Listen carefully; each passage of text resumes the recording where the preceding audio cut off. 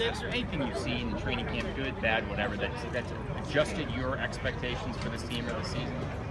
You know, the biggest thing is just the way that the leadership in the team has changed.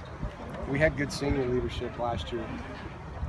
The thing I'm seeing now is freshmen, sophomore, junior, there's guys emerging in each class that are really doing a good job. And that excites me. Because, you know, you never know when one of those guys is going to be in. And we have experience, but we also have youth backing up experience. So all of a sudden, you see like Jack Tocho, who's not a senior yet, grabbing guys and talking to them and counseling them. And it's fun to watch. Like Fernandez is grabbing guys, and guys that have played a lot now. They're not seniors.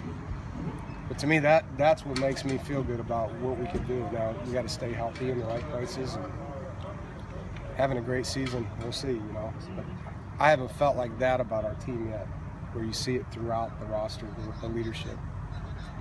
Kind of answers my question. When you don't have a lot of seniors, Yeah. but it does seem like they have, when you talk to them, when we talk to them, they talk about having a special season and having a, you know, doing better than last year. Yeah. But isn't it incumbent upon those younger guys to understand that this is their last chance and that they're going to need their help? Exactly. Funny, you know, when we started the semester, we talked about raising the bar, and then Jacoby got up at the end of it.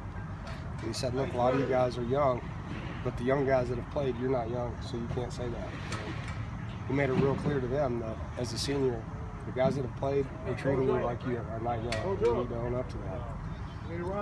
Because the guys like Naheem and that were red shirts and true freshmen, this is going to be their first game in 8 days. They're going to be nervous, you know. The rest of the roster's not.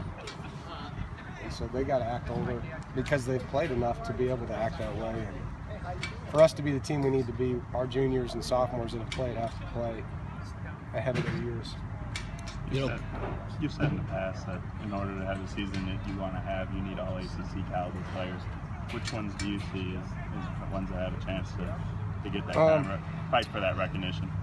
You know, I don't want to label anybody because I still think there's guys that can emerge, but you know, the returners that were on the list are guys that everybody talks about. Jacoby and Mike Rose obviously stand out. It's hard to say. I mean, I think Jalen Samuels, I don't know where they put him on the list, but he's a really good football player, man. I don't know what he is, like as far as how you slot a guy like him on the list. That guy is a really good football player. I love that shit. Stuff he does every day is fun to watch. And defensively, you know, there's 5 guys in the secondary that are playing at a better level than they played. I don't know how that stacks up to what Louisville and Florida State and these guys have, but for us, they're playing pretty good ball. You know, and talking with the players, you know, they seem excited and ready to go to start the season.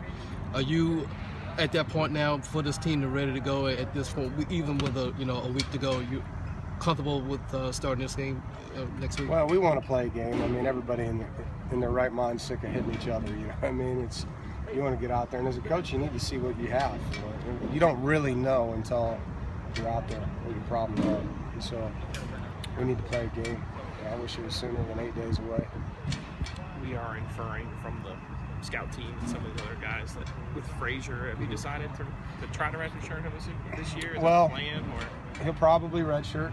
You know, we still aren't to game week yet, so but unfortunately he has the flu today, and so he's not practicing, and he had it yesterday.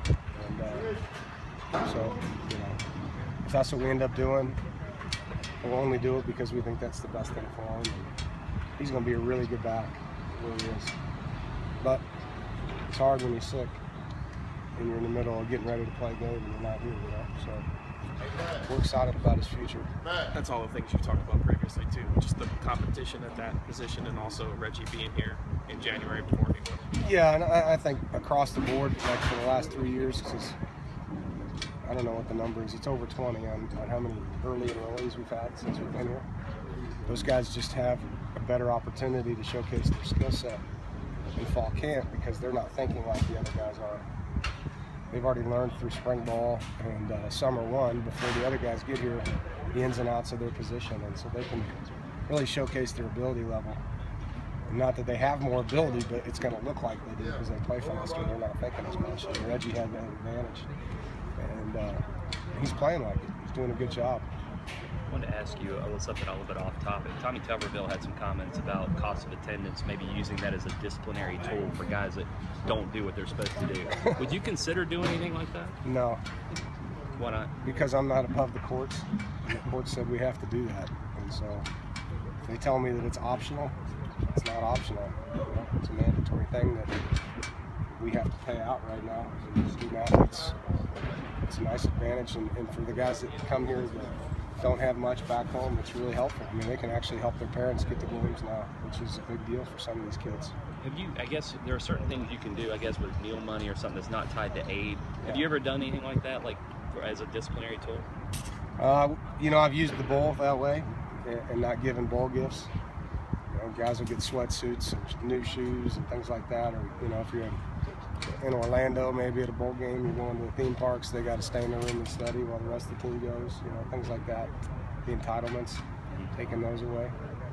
But scholarship money is different. You know, I mean, I don't think you can do that. Do you think that the differing cost of attendance, do you actually think that's a factor in recruiting going forward? Like, do you think someone's really going to pick Boston College over NC State because they have a higher cost of attendance? I hope not. Yeah. I haven't seen it yet, but this is the first time around on it. And, you know, we're fortunate here that we're not in the bottom third. We're in the, you know, the middle of the pack, where I don't think it's going to impact us a whole lot. Like, Florida State gives more than anyone in our league. Kids are going to go to Florida State because they're Florida State, you know what I mean? They're not going to go there for $3,000 more. But maybe if you were at the bottom, and I know Mississippi State's is really high, you know, I mean, that might have a factor if you're a low-income family and talking about $8,000 maybe. Yeah, that could have a factor over 4 years. That's a lot of money.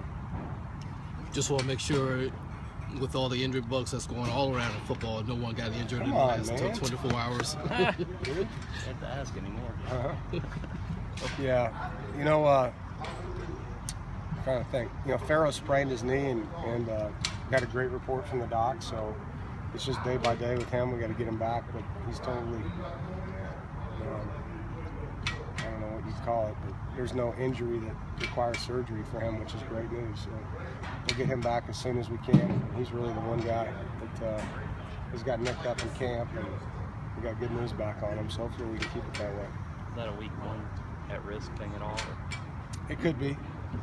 I mean, anytime you have a sprain, the swelling is what the biggest thing is. When you get the swelling out, he's got a really good pain tolerance, so if we can get the swelling out, he'll have a chance. It's just until we get there, he doesn't have range of motion, and we're not going to play somebody that's at risk, you know.